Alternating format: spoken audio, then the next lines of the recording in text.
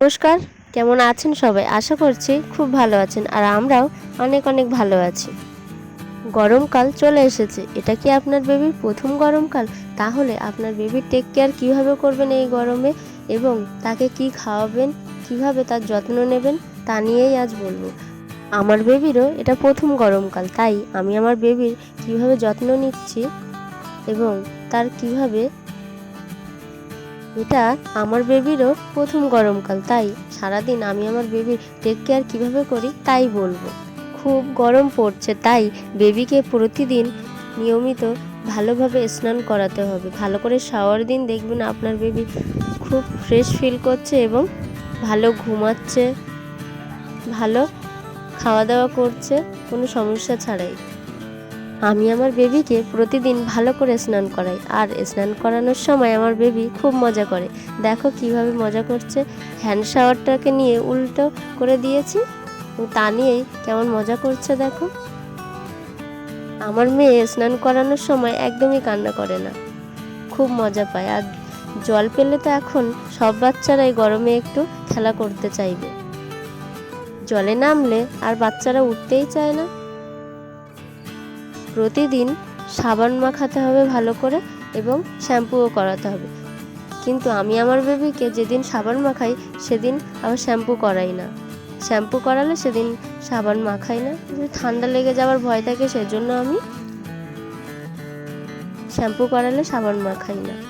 Hand শাওয়ারটা এভাবে রেখেছি, একদমই ফাউন্টেনের মতো দেখতে লাগছে। আর সোনা ভাবছে ওটা খাওয়ার জিনিস, সেই জন্য হাত বাড়িয়ে ওটা নিয়ে খাওয়ার চেষ্টা করছে।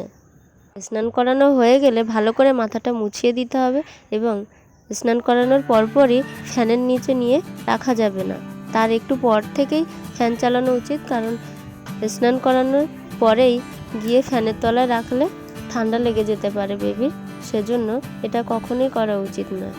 স্নান করানোর পরে শরীর একটু ঠান্ডা হয়ে যায়, তাই তখন ফ্যানের তলায় রাখতে নেই। বিকালবেলা সোনাকে নিয়ে একটু ঘুরতে বেরিয়েছিলাম।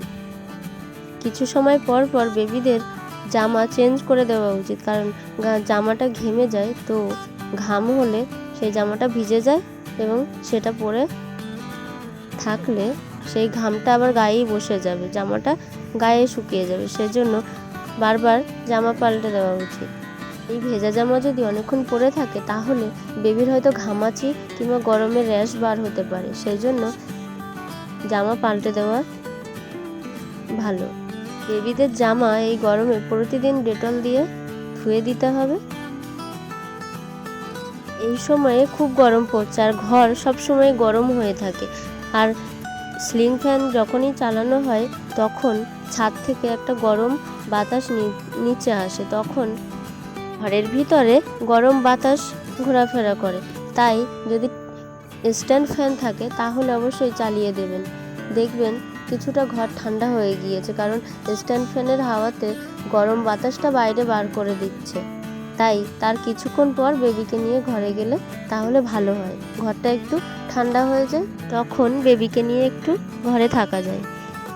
বেবিকে প্রতিদিন অয়েল ম্যাসাজ করাটা খুবই জরুরি, কিন্তু এই গরমে বেশি অয়েল ম্যাসাজ করলে তখন বেবি একটু বেশি ঘাম হতে পারে, বেবির ঘাম থেকে অস্বস্তিকর র্যাশ, হয়তো ঘামাচিও হতে পারে, তাই বেবির ত্বক অনুযায়ী অবশ্যই অয়েল ম্যাসাজ করুন।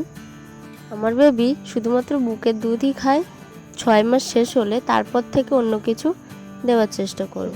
মাঝে মাঝেই সোনাকে একটু ক্যান্ডিড পাউডারও লাগিয়ে দিই, গরমে ঘাম হচ্ছে। এই গরমে বেবিকে বেশি কোলে রাখছি না, কারণ কোলের গরমে বেবির শরীর আরও গরম হয়ে যাবে, তাই জন্য কোলে রাখছি না, নিজে নিজেই খেলা করতে দিয়েছি। এই গরমে বেবির শরীর গরম হয়ে গেলে দেখবেন যে ইউরিন পাস করতেও কিছু সময় পর পর তা একটু কম হয়ে গিয়েছে বা তা একটু হলুদ রঙের হচ্ছে আর অল্প অল্প ইউরিন পাস করছে, সেই দিকেও একটু খেয়াল রাখুন এবং প্রয়োজন অনুযায়ী ব্যবস্থা নিন। বেবিরা যেহেতু মায়ের বুকের দুধ পান করে, তাই মাকে বেশি বেশি জল খেতে হবে, তাহলে দেখবেন বেবিরও একটু সুবিধা হচ্ছে। আমি আমার বেবিকে রৌদ্রে তেমন বার করি না, আর কিছু সময় পর যদি তেমন মনে হয় তখন আমি একটু ভেজা কাপড় দিয়ে সোনার হাত মুখ পা একটু মুছিয়ে দিই,